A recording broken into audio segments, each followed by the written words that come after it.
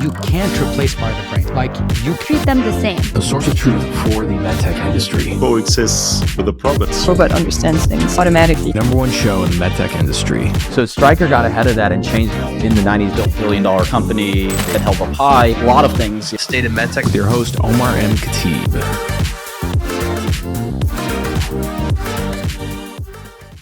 What's going on, everybody? Welcome back to the show. Really excited about today's guest because he's somebody that I really look up to a lot. I kind of see him as a sort of a big brother for a lot of people in the industry, and that's Josh DeFonzo. So Josh is the CEO and co-founder of a company called Mandera, which is a medical robotics company based out of Silicon Valley that's using AI in a very unique way. We'll kind of get into it in the show. But I first learned about Josh when I moved to Silicon Valley. There's a few names that kept floating around in terms of, you know, their respect among their peers, their abilities as operators, and more importantly, their impact as leaders. And Josh was one of them.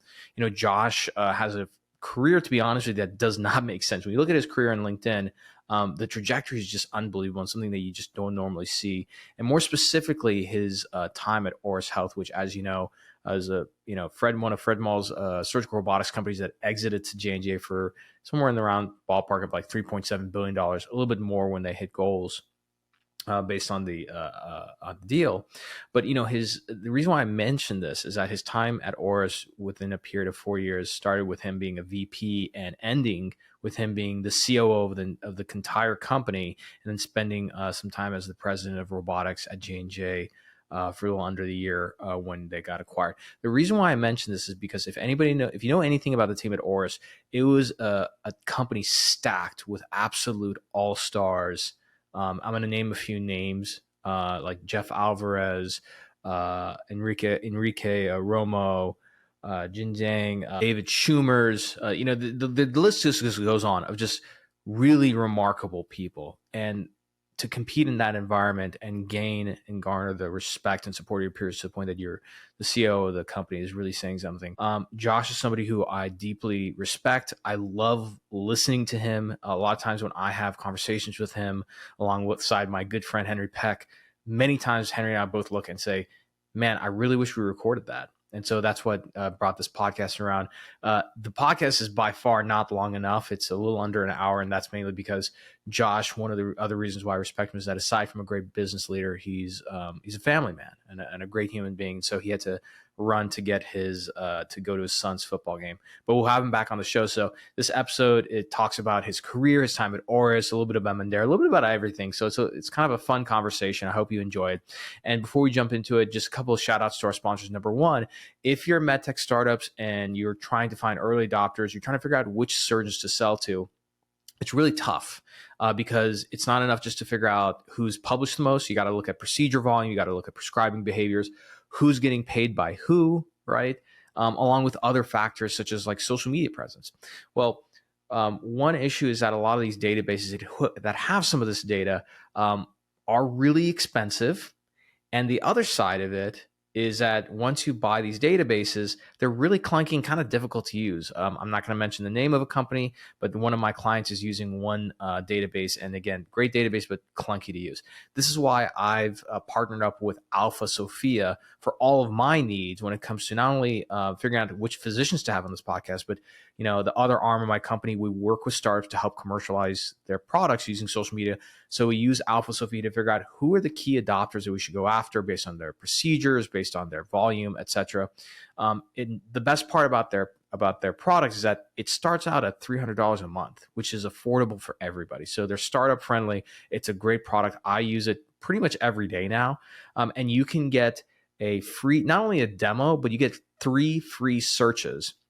If you go to alphasophia.com/Omar, then give it a try yourself. Pick out a few surgeons or maybe pick out a specialty like orthopedic surgery or psychiatry or whatever specialty you sell to, and pick a region and have them run the report, and you be the judge yourself based on the contact data you see, the procedure volume, etc.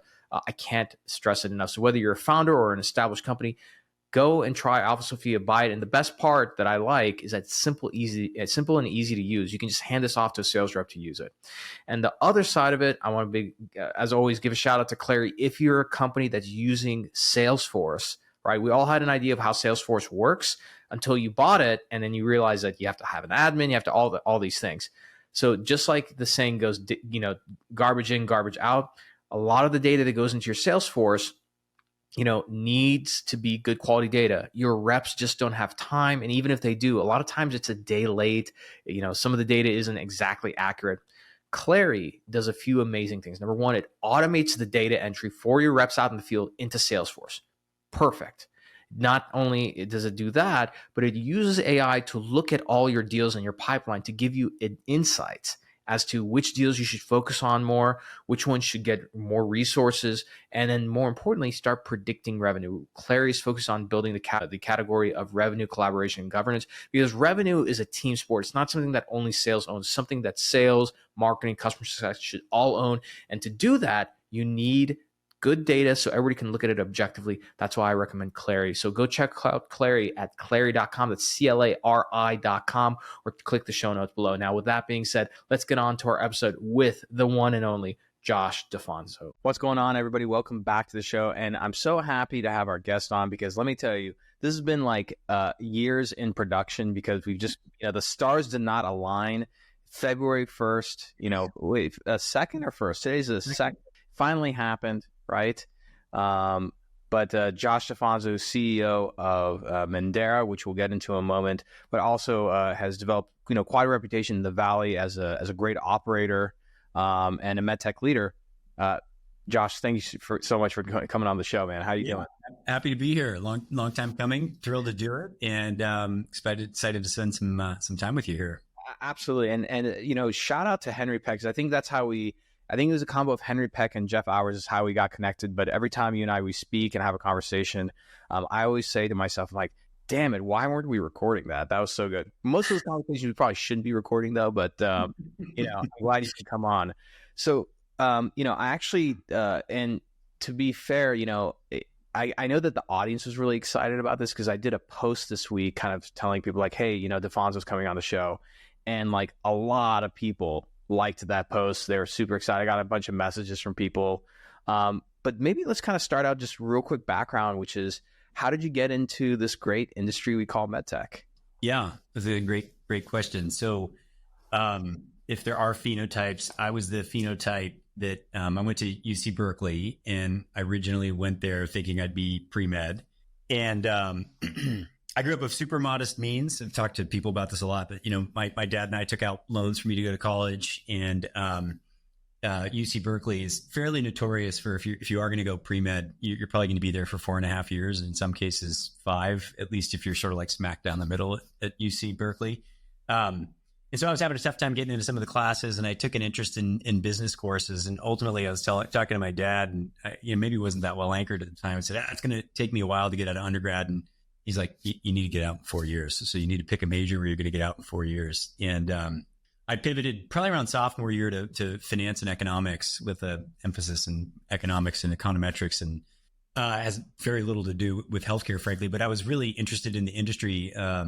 My dad's cousin actually has been developing medical devices. If you look up a guy named Stephen DeFonzo, he's done custom medical devices for a long time. So I was really interested in finding a way into the industry. And ultimately, when recruiting came around in my senior year, Medtronic, it was a specific division of Medtronic at the time. It was Medtronic Software Organic, was recruiting for what was supposed to be a leadership development program. So I always tell people my background on paper like may or may not make sense. I was in sales for like roughly the first 5 years of my career, but I never intended to be.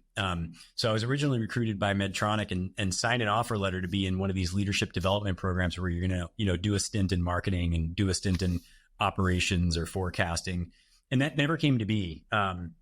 Medtronic called me, guy named Mark Sienkiewicz, it was the area vice president, called me sometime like maybe 10, 15 days before graduation. Like, that program fell through. We don't really know what we're going to do. And ultimately they scrambled and presented me with a job opportunity. So I became an associate sales representative in Reno, Nevada. I moved up to Reno and started to cut my teeth in the industry that way, and never really looked back. I absolutely loved it. Like I said, I never intended to be in sales, but I will tell you that the training from Medtronic and then sort of the experience thereafter really, I think, helped inform a lot of what I've been doing over the last 20 years, which is to try to make great products that help people and ensure that you've got a good business model wrapped around that. So And I appreciate you sharing that. And so it's kind of rare to hear that, because a lot of people, they kind of end up in this industry. Like for me, I was formerly in medical school, and I ended up leaving med school and decided like, oh, I should use this education to go into, technology. But I think you and Henry Peck are one of the few people I know that during college had their eyes set on the industry. Something I want to kind of pivot to real quick, which is, before I met you, when we first, I think, got connected, you had become, I believe, the chief strategy officer over at Auris. Okay. And before that, I kind of looked at your background, and I was like, this guy's background doesn't make any sense, because you had these like unbelievable leaps and bounds in your career. And I think when I first met you, I told you, I said, Josh, I was like, your background doesn't make any sense to me, because like, how did you make these like insane leaps, from being like, I think in one place, you were a sales manager, and then within a period of a few years, you rose up to a VP of sales and market at Endogastric Solutions. Then you're a chief commercial officer of another company. And I was like, how the hell did you do that? Can you talk about the memos at Endogastric Solutions? Because I think that was a great story. The memo. Oh yeah. Well, I mean, the way I would describe like the arc, I guess there's like a theme you're hitting on that we should talk about first, which is, it wasn't really super premeditated. It was like a series of well-navigated mistakes. And I'll say that, you're always going to make mistakes. And so the question is like, if you can like directionally point yourself to something that you'd like to end up as, or a destination you'd like to arrive at, then you got to do your best to sort of navigate the highs and lows and the mistakes and the successes that you find along the way. So going back yet another company, I went from Medtronic, as we were describing, to a boutique distributorship in the San Francisco Bay Area, this company called Source Surgical, which was honestly the best experience I had, because you went from selling one company's products to selling products for all sorts of different companies. So we were essentially a distributor that was focused on servicing service lines in hospitals, and in particular spine surgery and neurosurgery. So we sold everything from surgical operating microscopes to headlamps to high-speed pneumatic drills to cranial sealants to implants. And so you got a real feel for how different companies operate and what their business models are. So, worked with customer service from all these companies, worked with product management from all these companies, and some did it exceptionally well, and some did it down the middle, and some were really bad at it. And more naivete than anything else is just like, why does this happen? Like, we're all here trying to help patients and healthcare providers. Like, how can you deliver a bad vector in any one of those things that I mentioned? And so I joined my first startup. It was called Spotlight Surgical at the time, became Invuity. That was acquired by Stryker. And I joined there to be the national sales manager or something to that effect. And when I got there, I didn't have an appreciation for the operational side of businesses. And I now know, I didn't at the time, that we were like squarely in the feasibility phase of development. And yet I was going to be this national sales manager. And as it turned out, we had, several years before we were going to be on the market. So, when you get into the startup game, you just roll up your sleeves and do whatever is necessary. So I helped alongside other experts do things like set up the quality system and find and build out office space. And so you just jump in. And that has been really the story of my career, is like, jump in. Your job description says one thing, but ultimately startups are not super deterministic vehicles, particularly when they're early stage. And so you just have to do whatever's necessary to add value to the company in the phase of the life cycle in which it finds itself, right? And so as it relates to Endogastric Solutions, I probably, in your question there, I probably, not as mature as I should have been at the time, like would disagree with certain things that we were doing as a team or a management team, and would write these memos to leadership. And for reasons I don't know we should get into here, there was a management change at Endogastric Solutions. This new CEO comes in, and he brings me into his office, and he kind of cleaned house there. A number of people were turned over, and he drops the memos on his desk, and he goes like, "Why didn't you execute anything in these memos?" or something to that effect. And I'm like, I'm shifting in my chair, like trying to come up with excuses. And finally I was like, I didn't think we had the opportunity. It didn't really resonate. And he said something to the effect of like, it really resonated with me. And so, I'm going to empower you to go do these things. And it was just how we were training clinicians, how we were rolling out products, a whole host of memos that he really gave me a chance. Like he took a chance on me. somebody once described to me as like, oh, you were a battlefield upgrade. Like maybe so, but like that's kind of how it happened. And so I went from, being a product manager in endogastric solutions to having responsibilities for a number of different parts of the organization. And that was a lot of fun. I helped the company at the time develop clinical evidence alongside clinical medical affairs to generate a new CPT code for the company's product, which is called Esophax. And I really learned a lot there. And I think my personal career and trajectory took off more so than the companies did. And that really gave me a reason for pause rather. And I reflected and I set up a consulting business, which I still have on the side, but it's pretty de minimis amount of my time. And then that kind of led to the next chapter, which was the molecular diagnostic company, CareDx, and then ultimately Auris. That's fantastic. And the reason why I love that story is, I always tell people earlier in their career, and I kind of learned this when I was in medical school, and I took it into my career, is like, you never know who's paying attention to what you're doing. And you should just always act as if like any moment is that moment that can sort of level you up in your career. And so that's why it's kind of like the way you do one thing is the way you do everything. And so the fact that you put a lot of care and more importantly, critical thinking into these memos and everything, like change your career. And had you not done that, like who knows if you would have had that trajectory that you ended up having, Yeah. And it's also, there's that component. And the other part is like, staying power and grit. So it's like, I've found, and I've had at points in my career too, it's like, it's easy to get frustrated and give up, right? It's easy to quit. It's easy to look the other direction. It's easy to, back away from a challenge. But I think that the longer you stick with it, and if your heart is in the right place and you want the right things for not just yourself, but like for the mission that you're on, I do think that it puts you in a position where you can take advantage of luck. And you do need some luck with all these things, right? So it's just like, you have to be in the game metaphorically, and you've got to be prepared to take advantage of those moments when they come, right? Like that. Yeah. 100%. And, I think especially when it comes to startups, because, I'm a startup guy, and what I love about startups, especially when you work, I really believe there's a difference when you work for a Silicon Valley-based medtech startup versus others. There's just a certain level of intensity and prestige that comes along with that. And so my experience, at least within startups at Silicon Valley, is, not only just working hard, but being prepared for when those moments present themselves. So some of the moments that happened earlier in my career was being asked to present to the board, right? Like that was kind of a huge moment. And I had about a month to, prepare for that presentation. But in reality, I'd been preparing years for the moment that like I would have an opportunity like that. And so I think for a lot of young professionals, I tell them like, look, like these are the days that you have to put in the hours, work hard, and go beyond just the limits of your job scope. So like for me, outside of my normal work, I was spending a lot of time reading books on technology adoption, on persuasion, all these things to kind of level me up. So I really love that. I just wanted to make sure that we highlighted that, especially for a lot of the young professionals that are listening to this. Now, Auris was really interesting because, first of all, it was a huge, like really great exit, about $3.8 billion exit to J&J. But the company was only commercial, I think, for like 9 months, correct? Something like that.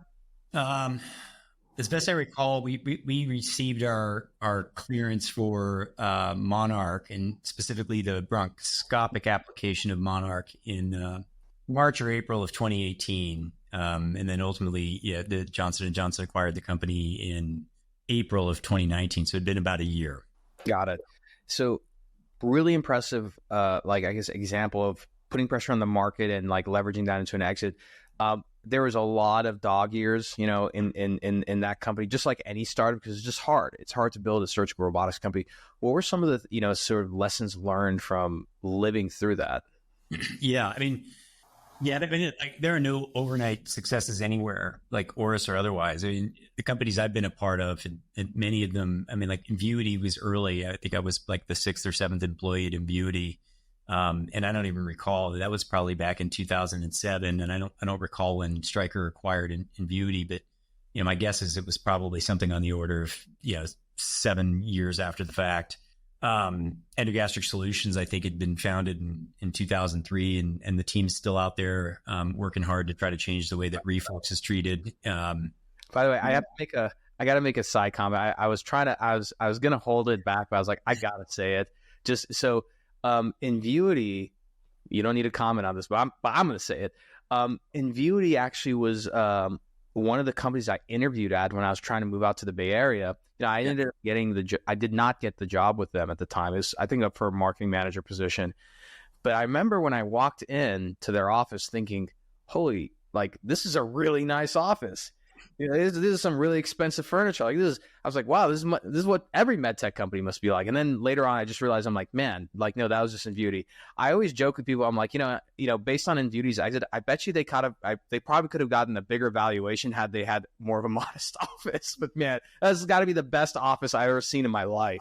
I wasn't there when they moved to the new one. The original one that you could, for those of you following at home, or Omar, if you're interested, the one that I had referenced earlier, where I helped build it out, was at 39 Stillman Street, San Francisco. I don't know how I still remember that, but it was not the one that you saw. But I will say, among the startups I've been a part of, some have had pretty nice offices. The one I'm in now is very modest by contrast. Like, there's actually an auto tech row right across the street from me, auto bodies and auto body shops and oil change shops and all things like that. But, I think that that's also a sign of the times and the climate in the Bay Area specifically. Like, I certainly know of other startups that've got much more modest setups, and I think kudos to them. I think it's really important to make sure that your dollars are used wisely. Now, to compete for talent in the Bay Area, like, oftentimes the space that you have and the benefits that you offer are a function of trying to be competitive in this wildly crazy market here in the Silicon Valley. But yes, certain companies, I didn't see the one that you're referring to at Invuity, but they've got some pretty nice digs. This was the office,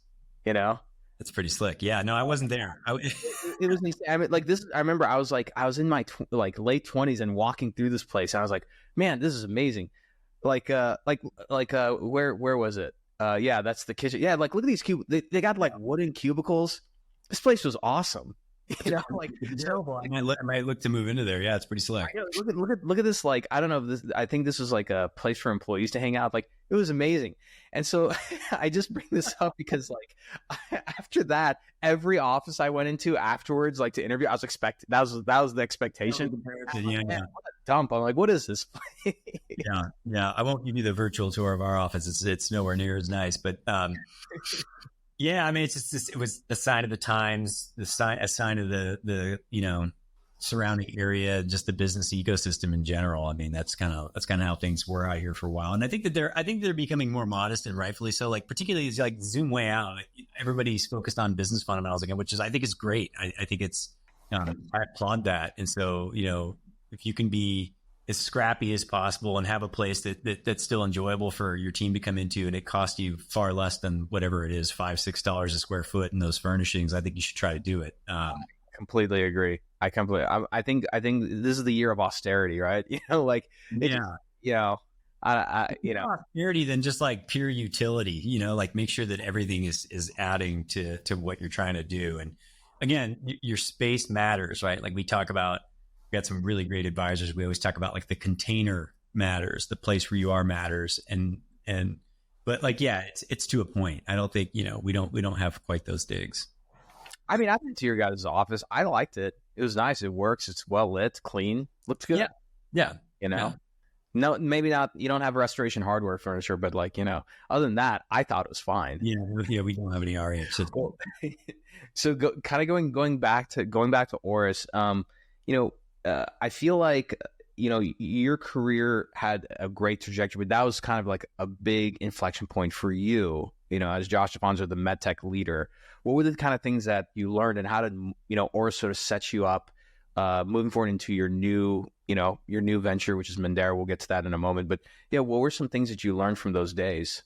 Yeah, I mean, I just took a lot of lessons learned from my previous startups, things that we, maybe didn't do well, and tried to apply them at Auris. Now, Auris was a phenomenal experience for me personally, and hopefully everybody involved. I had met Fred. I don't even know if he remembers this, but it left an impression upon me, right? I met Fred Moll back at Endogastric Solutions. He was maybe a candidate to be one of our board members or something like that. I met him in the hallway, and Endogastric Solutions was really focused on advanced endoscopic devices.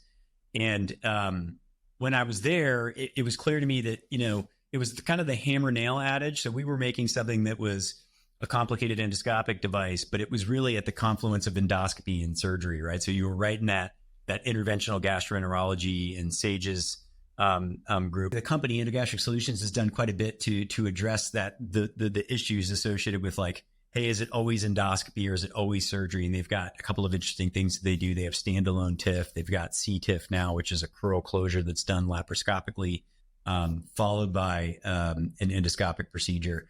And that really informed my view of like, how do you push technology? Like if you exist at only a single point of intervention or with a single approach, you become limited. And really that's not how care is delivered. So Auris was exciting to me because when we showed up, Fred had this vision to ultimately not only transform the way that endoscopy is done or the way that percutaneous procedures are done or the way that laparoscopic surgery is done, but also to combine these techniques when clinically appropriate and use robotics to empower a clinician to be able to control multiple vantage points. And so that's what was really exciting for me. But taking not only the opportunity to work with Fred and his technology vision, like being able to lead the product management efforts was really a lot of fun. And the challenge there was to figure out, on a single system, how do you host somewhat disparate clinical indications, right? And so it was the technology problems that we were trying to address were complex. So figuring those out and then building an organization around it. I think that was what I had learned from my previous startups is like, how do you go about structuring an organization and operating the business and creating a rhythm to that, that really, I think was the most empowering part for me. Like it was just like, I was taking lessons learned and trying to implement them at Auris. And we fortunately had a bunch of other really incredible leaders there. So like, you had a heavyweight, you had some like serious I could take no credit for any of it. I mean, Jerry McNamara was there. I don't know if Jerry watches this, but love Jerry. Jerry was a wonderful. Jerry does watch this from time to time. I'm currently trying to get him on the show. He didn't say no though. He said he's got to think about it. So that was a few months ago. So I've given him many months to think about it. So I'm going to follow up. He's the sales master, so you're gonna have to figure out how to close him. I know. Yeah, Jerry was great from just not only commercial like advisor perspective, but just like whenever we did run into sort of operational challenges. When I say operations, I mean business operations, like tying quarterly program reviews into quarterly business reviews and making sure that your goal setting is ambitious but like practical and making sure that you're measuring and monitoring that. Like he just had a ton of great experience. And then yeah, if I miss anyone's name, I'll be embarrassed. But there's so many great leaders there. Eric Davidson on the commercial side, David Schumer's on the corp dev side, David Mintz and Richard Leparmentier on the R&D. Like we just had incredible people there. Dan Bradford in operations, Joyce Sackmar. So it was really, I had, as the chief strategy officer, it was my job to make sure that the strategy was always adapting to what was happening in the market, and that was met with a cogent operating plan. But there were subject matter experts around the table to help make that happen. And so, I don't know if that answered your question even. But no, it totally did. No, it totally did. And I think this is the other thing that I tell people, when it comes to startups, is that you can't. I mean, your product can't suck, obviously.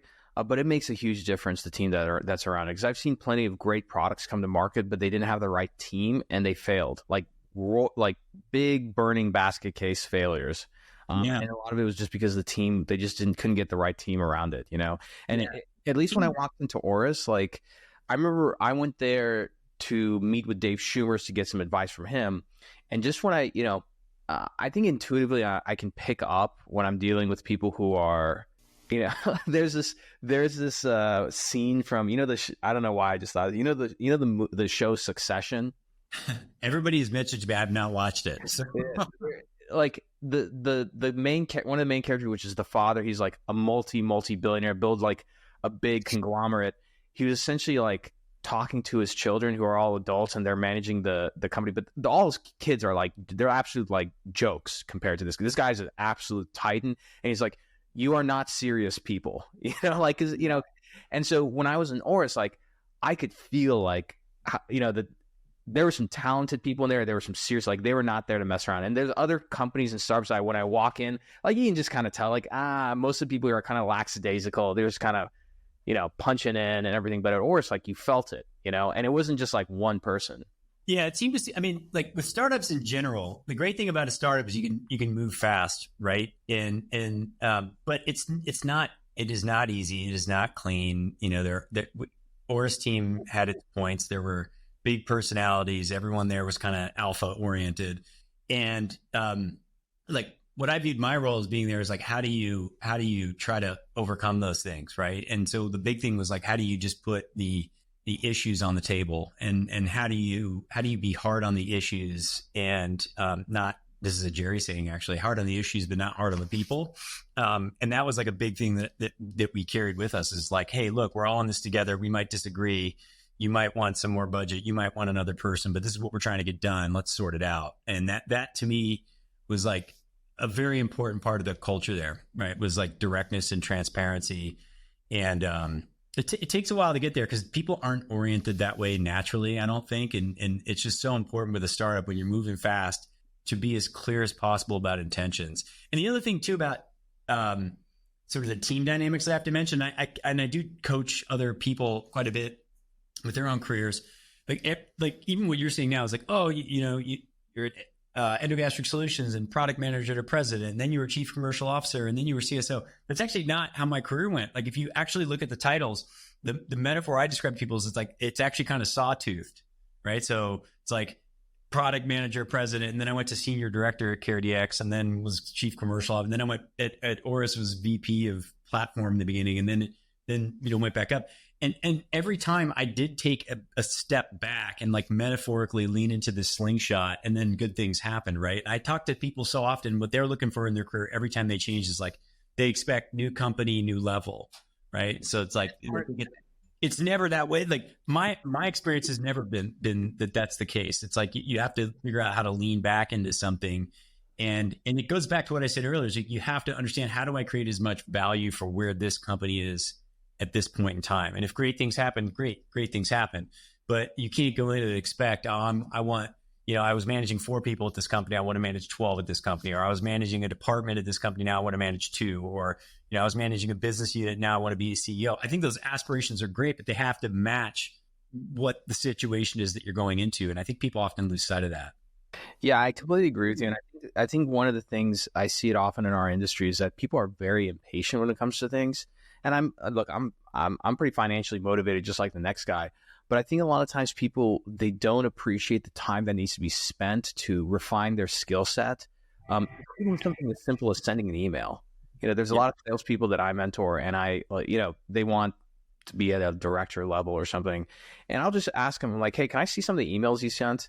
And I'll just look at their emails that they'll send to colleagues and emails sent to like customers. I'm like, these are like garbage emails. I'm like, what were you expecting to get done? I was like, if you can't like string together a persuasive email that's going to like change somebody's behavior or decision or something, I'm like, why? So I feel like you're absolutely right. I think that people are like impatient. Like everybody's on trying to make as much money as quickly as possible.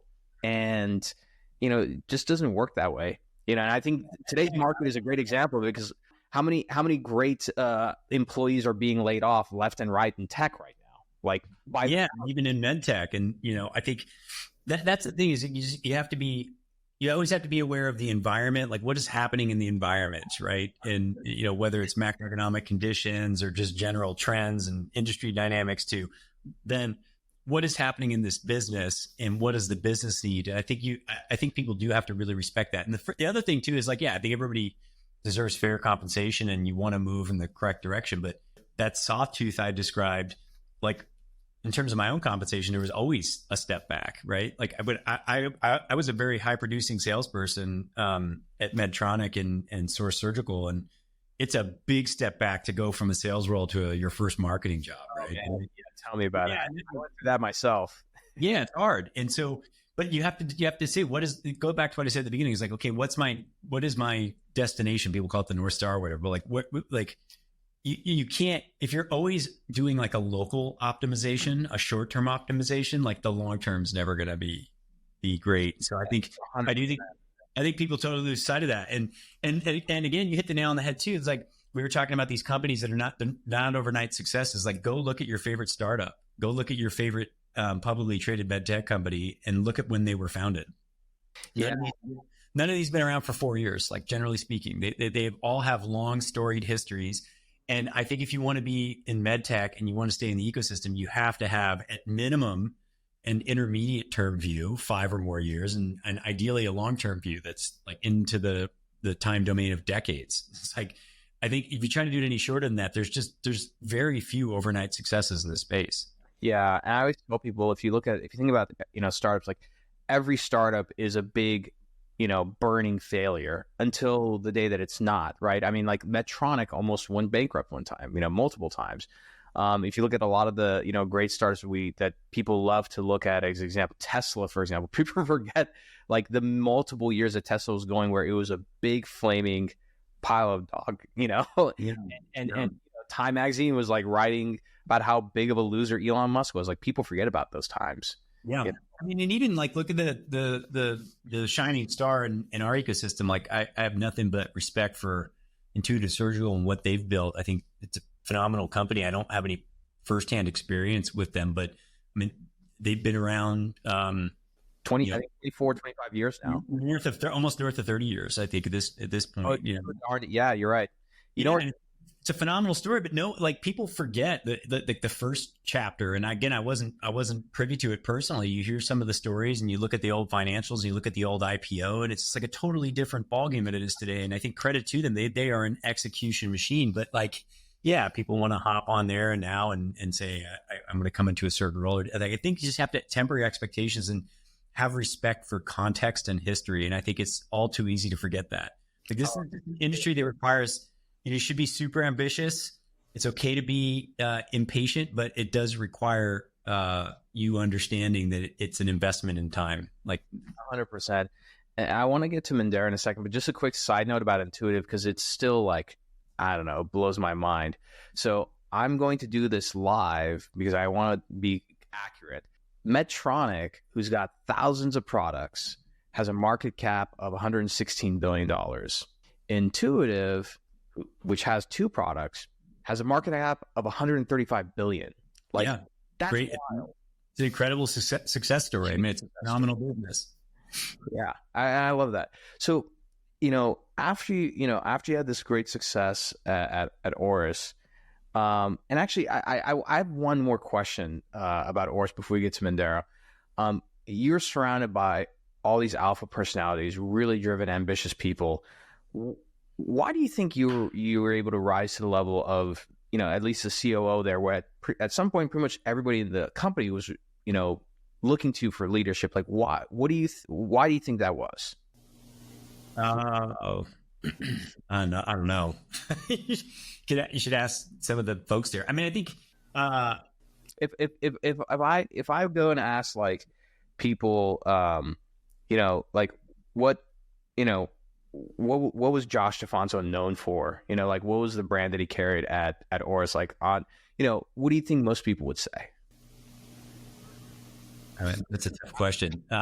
You're really uncomfortable. I know you're a pretty humble guy, but like, I tried to be really objective and I tried to drive for the vision. And, I mean, I would do my best to embrace any challenge, whether it's personnel challenge, business challenge, and try to see it from all sides. And, sometimes there are, of course, heated arguments and discussions and debates about it, but I always try to bring it back down to like, what are the issues, and trying to be as objective as humanly possible about the issues. Again, I have my own opinions. I carry my own opinions. There are times where I probably presented something to the team there and was wrong and maybe didn't admit it at the beginning. But like, I think it did come down to a certain level of objectivity. And I did always want what was best for the company. I really oriented myself that way. Other people, I don't know what other people was. No, I mean, look, I would say that about you. I mean, if somebody asked you, like, for example, like I'm, we've become really good friends and everything. If somebody asked me, like, yeah, why do you like Josh DeFonzo? It'd be for those same reasons. Like, I think you're very objective about things. You have very, very strong, like, critical thinking. I don't want to say critical thinking skills, but just the way your perspective on things. even when I've asked you like pretty simple questions in the past about things, the way you articulate and think through things, there's an actual process to it. And it's not guided by emotion or opinion. Like I can see you being as objective as possible. And I think that's really hard to find, because at the end of the day, we all have our own biases. And the fact that, you've done a really good job of managing those own biases within yourself to try and get to the source of truth is kind of, I think, what your brand is kind of known for, in my humble opinion. Thank you. Yeah, I mean, I certainly try. I think as I just get more experience, I do lean more on intuition, but I think at the same time, it's, I have strong opinions, but I am willing to look at things from the other side, right? Like, and I'm very, as you know, I'm open to my opinions. I'll tell people how I feel, but I'm definitely not closed to the idea that mine are wrong. Yeah. And even if they're really strongly held opinions, it's like, okay, well, let me try, like, what has to be true for mine to be wrong and for yours to be right? And what's another way to look at it? And so I do try to manage myself that way as much as humanly possible, like not only in my professional life, but my personal life too. It's just. Yeah, no, I completely agree with you. One last thing, I'm just curious, at Auris, and only I keep going back to Auris because a lot happened there. It was a great success story. It was, and to have that sort of a success, there was a lot of battle scars and like tough times behind closed doors. What was the most painful thing that you were told during that time at Auris that made you change for the better? Well, I think now it's only a retrospect. So I do carry this with me to today. I don't know that it's like a business theme as much as it's a personal theme. So I'd been in startups since 2007. So going into Auris, I was on my 9th or 10th year. And by the time, I left J&J, it was, 13 years into startups, not just my career in medtech. And I made a lot of sacrifices. I mean, it basically, if you were to try to like stack rank, professional career, friends, family, health, like you can only do so many of those things. And so a lot of it for me was really sort of prioritizing the professional side to an extent where I think a lot of relationships, they didn't suffer because I've got good relationships, but I definitely put a lot on the back burner more than I should have. I mean, the number of times that someone's having a birthday party, friend, family, and, you're off at a conference or you're going to see a supplier, or you need to be there for your family and you're like, hey, tonight I'm gonna be home from dinner again, or whatever it is. Like I made those sacrifices a lot, and now I definitely try to balance those more. So I don't know if that was the example you were hoping for, but I think I've definitely learned to ensure that, whenever I'm taking away from some of those other priorities, I do find the time to give back to them. Whereas I was probably a little quicker to not even think about that give and take, for the first 10 years of my career in medtech startups. And so that's what changed me for the better. And we were doing something big and ambitious, and it required that kind of commitment. So I think oftentimes now I try to weigh, what is it that you're trying to build?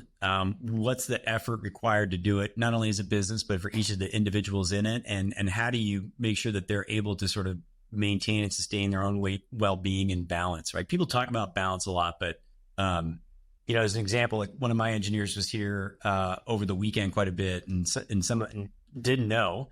And I came in one weekend, he was here, and then my office manager came in and told me he was here. And so he's the kind of guy where it's like I wrap my arm around him, and it's like, hey man, cancel a few more meetings during the week and like get stuff done. Like don't be here every Saturday. Like I appreciate the commitment, but you can't do that forever. You will become unhappy.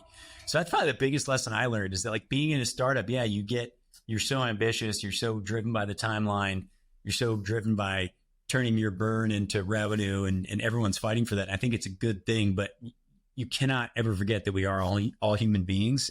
Like there is more to life than what we talk about and what we do in industry. And that's not to say that you mail it in or that you have a 30-hour work week or a 40-hour work week all the time. Not at all, but you do have to be super intentional about how you give back and balance your life. I think that was the biggest thing I learned about it. Yeah, 100%, man. I'm happy you mentioned that too, because like for me, being an entrepreneur now over the last few years and running my own company, I have really big ambitions, both financially and also for what I want to do in this industry.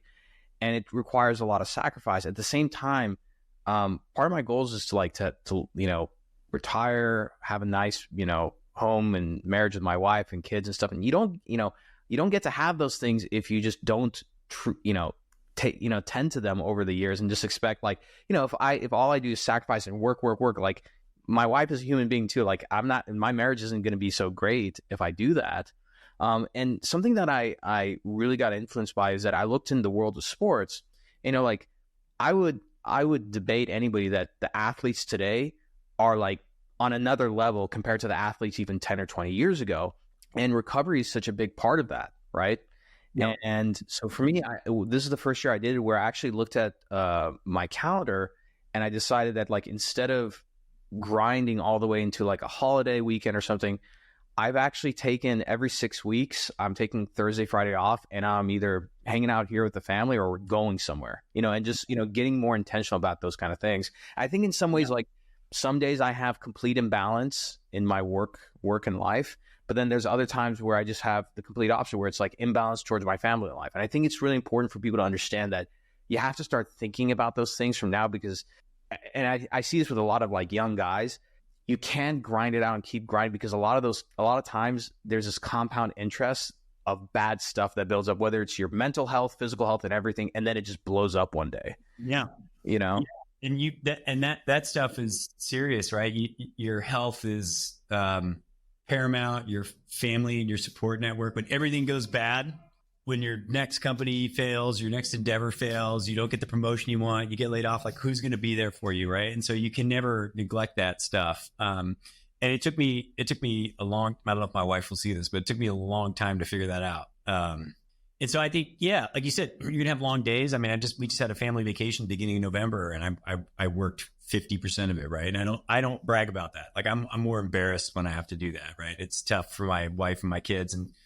And so then knowing that those things happen, when you can carve out the time, you must.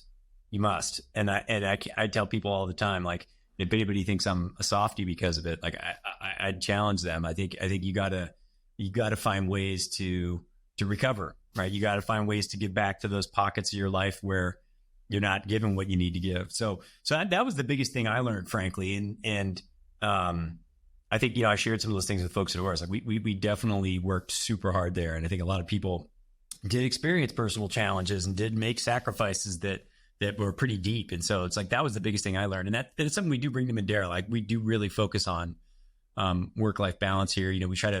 We plagiarize shamelessly. Like we take, elements of like the Netflix playbook, right? Like we one of the few medtech companies I know, we have unlimited PTO. We don't track your PTO, And I gotta say, we don't do that. We've been hybrid from the get-go. We founded Mandera during the pandemic. We tell people, if you can work remote, great. I'm not one of these people who says you must come to the office. And it's amazing. I'll tell you, any given day of the week, there's 70, 85% of people here. And we don't tell them they have to be. And, we are a hardware company, so it definitely benefits from hands-on, but we try to give people a lot of autonomy and empowerment, and we just tell them the results are what matter, right? And so I hope you can be more effective than most people in 80% of your effort. Like that's what we want. Like, because 100%, you tell them 20% is still not that effective, whatever it is directionally. Go back and look at your calendar, right? 20% of it was not helpful. Yeah. Okay. And maybe a good segue. And I know that we're limited on time, so I want to have you back to kind of dive more into it. But like, okay, first of all, what the hell does Mandera mean, and what does Mandera do? The company's name is always a matter of great debate. The team here likes to give me and my co-founder Jason Wilson a hard time about the company. Is it Mandera? Is it Mendaera? So the company name, we incorporated the company in September of 2020. And we had a thesis about robotics that is a little bit different than what you see in the industry today. And we raised a seed fund. And when we had talked to Lux and Lux Capital Management and some of the angels who were going to invest, they said, you guys should get going. You should get going like next week. And so we had to set up a company. And we needed a company name. We generated a list. And for whether people love or don't love Mandera, the list of alternative names are really, really bad. So what the name has really come to mean, although that wasn't the intention, is like a new era in mending or healing. But the actual origin story of the name is a portmanteau of my co-founder's street name and my street name at the time. So it's literally a mashup of two street names. And the extra A just That's gotta be the worst naming story I've ever heard. well, I mean, you got it. It works. It is stuck. Yeah. And then the extra A, Josh Wolf at Lux Capital Management gave me a hard time. He's like, I think there's an extra, vowel in there. You got to figure that out. And I told him, it's like, well, in an abundance of caution, we translated the name, which was originally Mendera. And in certain Southeastern languages, Mandera translated it meant to beat mercilessly. And we're like, okay, let's not do that. So we that's not the vibe we want. So we added the extra A, and that it's kind of stuck since then. So, that's how the name came. That you guys are focused on then as a company, and what's the problem you solve? Yeah. So what we're developing is it's similar to what you're going to hear from a lot of other robotics companies, but the goal is really to leverage robotics to the furthest extent possible to deliver interventional procedures in the most efficient manner possible. And so our approach to it, without getting into the subcomponents, is rather than taking the approach where you're going to use a large robotic apparatus to perform the clinical tasks that we're focusing on, we develop, it's a handheld robotic device that works in collaboration with a healthcare provider. So it's a collaborative robot that works to ultimately help them perform what we refer to as gateway procedures in medicine. So think about all the procedures that you would need to perform to diagnose cancer, the procedures that you would need to perform to manage pain, deliver anesthesia, deliver therapeutic drugs, and then also just accessing parts of the body as minimally invasive as possible. But the goal is to ultimately do this over a longer arc so that you can push these procedures to the absolute edge of healthcare. So how do you enable frontline providers to do more for their patients? That's really what we're developing our technology for. So I guess, my question to you, first of all, is like, this sort of solves the problem of the huge variability you see in ultrasound, right? Because usually it's not always a physician, sometimes it's ultrasound tech, right? So it's solving for that variability then. Yeah, I mean, we are the confluence of real-time imaging. We've got some great partners who help us with that. It's software to help interpret that imaging for clinicians, and then the robotics piece. When you do need to do something with what you're finding on the imaging, the robotics element helps plan and then execute procedures more simply. So at this point, we've developed the technology, and we have preclinical evidence that demonstrates that a lower skilled user, at least in a preclinical setting, is just as good as an expert user in terms of a technical endpoint. So like, how accurate can somebody be? How quickly can someone perform the task? And how much time does it take them to do that? So, we're really excited about it. It's a big, bold, ambitious platform. And really the goal is to try to use robotics to enable more healthcare providers all across the healthcare system to perform the sort of, relatively speaking, moderate to lower acuity procedures that really are the gateway to delivering care. Well, and again, I know you guys are still working through things, but what can you tell us about the platform, like in terms of its functionality, and like what are some of the best use cases for that? I don't know if we're ready to come out of stealth on that yet. It's just, what can you tell us on the state of medtech? Because my audience is going to be like, man, you should have pressed him harder. But yeah, you can do hard pass on this one. That's okay. Well, what I can tell you is we're in verification. We're just about to begin verification. If all goes well, we do aim to submit to the FDA our platform later this year, and hopefully make it commercially available as soon as we can in 2025. And it really is geared at enabling people to perform a host of percutaneous procedures much more easily than they can today. Our viewpoint is that there aren't enough healthcare providers to perform the wave of procedures that need to happen, not only in hospitals, in the operating room, in critical care and emergency departments, but also in other settings like skilled nursing, home health. But ultimately, the goal is to be able to deliver these smaller interventions with the most cost-effective labor content possible in the most cost-effective healthcare setting. Got it. That makes sense. Well, and maybe one of those things you can kind of talk about that I found it was really interesting, and it was kind of a big testament for for you? Because I think a lot of people don't appreciate how difficult it is to get like certain type of partnerships. But Butterfly Network, announced that they had a partnership with you guys, and so maybe you can talk. Can you tell us a little bit more about that? Like what brought the partnership on, and how does that help enhance and improve the platform for clinicians? Yeah, I mean, so if you look at it, there's a couple of things. Butterfly and others have invested a lot of money into developing their own handheld ultrasound technologies. And so we saw this wave, and we continue to see this wave of people training and using ultrasound more consistently in healthcare. And our viewpoint is, as people become very comfortable with that modality, they will ultimately move from diagnostics to some sort of intervention. I hesitate to call it a treatment because it isn't always a treatment, but there will be intervention stemming from that. At the end of the day, we just don't have enough specialists in areas like interventional radiology or other subspecialists that are performing these techniques to be able to provision the care. And so having a partner where we didn't have to develop our own ultrasound was absolutely critical. And Butterfly's been a wonderful partner. I've been working with Daria Shahida, their chief business officer, for quite some time on this.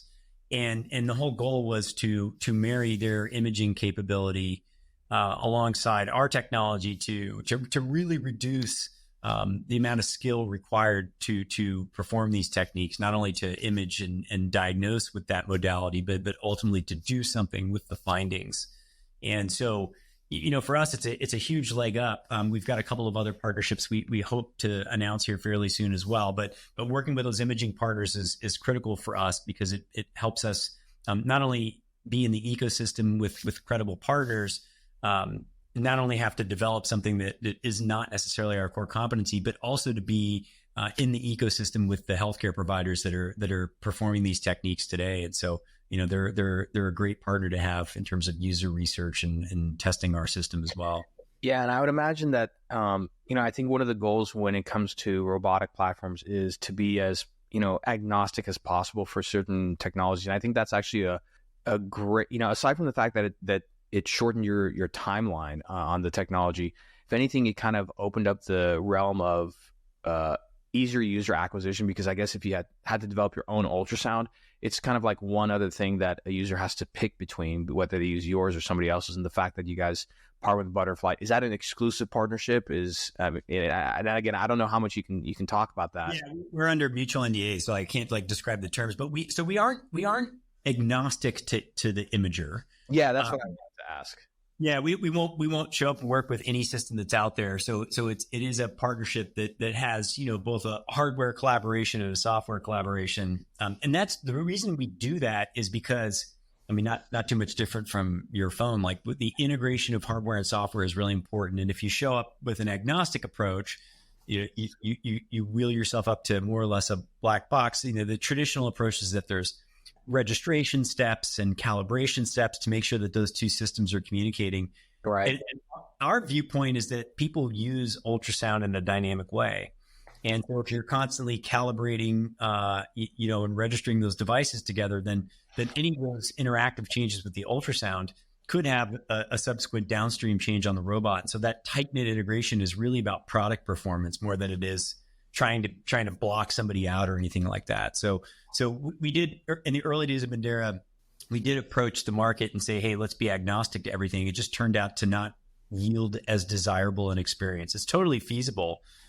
It's just not the one that we felt was best for the indications and applications that we're pursuing. Got it. Makes sense. Well, I know that we're running up on time soon, and talking about family, I know you got to run to your kids' football game, which is great. So in the last minutes, we're gonna do a little bit of rapid fire questions. You can take as long as you want to answer these, as short as you want to answer them. But definitely, what I would love, and maybe we can talk about it offline, is I'd love to have you and your co-founder come back on just to kind of dive a little bit more. Yeah, we do expect to be merged from Stealth in the next 6 months or so. So I think it'll be really interesting. We'll have a couple of other partnerships we hope to announce, and we've got some really interesting M&A activity that I think will be interesting not only for us but for the market in general. So yeah, it'd be great to come back on and chat about that. Absolutely. That wasn't a question.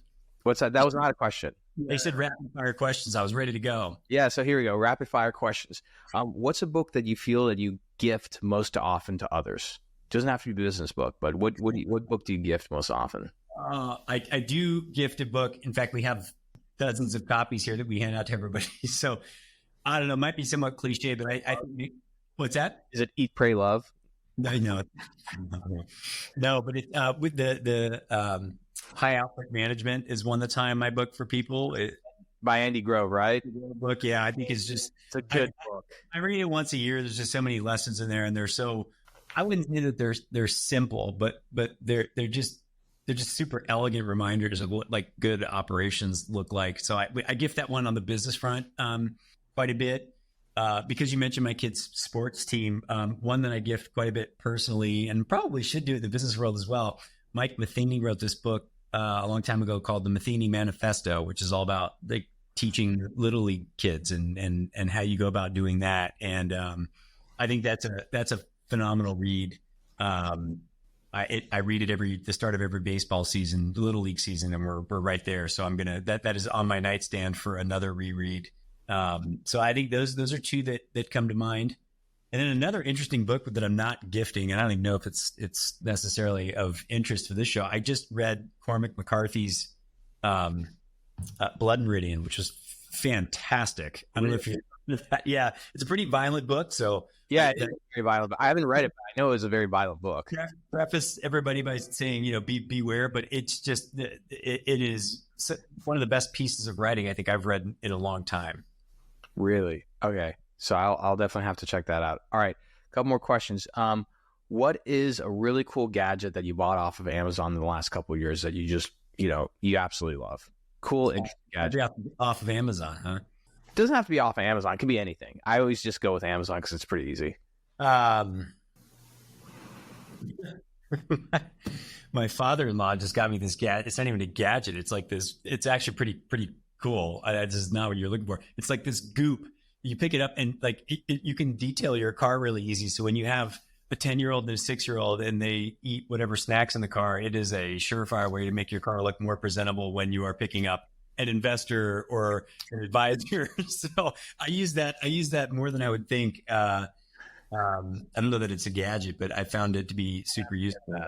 My kids get to the age where stuff's everywhere. So the Mandera team, actually, we have this pretty cool tradition here.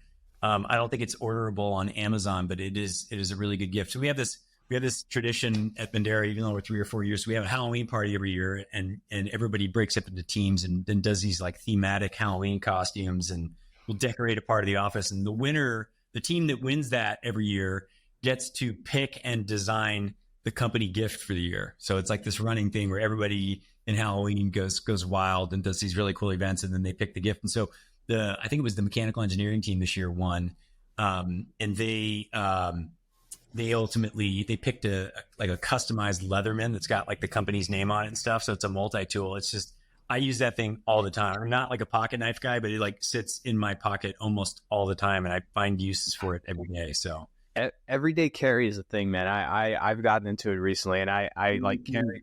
Yeah. I just gotta be careful because I travel quite a bit, so it's usually on me, and I'm like really hesitant to like walk through, clear or pre-check, and then have to dump that thing in the trash. So that's the only. Yeah. It's like it's EDC for me, but I also have to be really thoughtful about like when I leave it in the car versus keep it on me because I just don't want it to get confiscated. Yeah, no, I hear you. Well, Josh, look, I don't want to keep you any longer. I really appreciate you coming on the show. It's great we finally did this. Let's have you back on the show with your co-founder. And yeah. I know people can follow you on LinkedIn. No TikTok channel, right? No TikTok? No.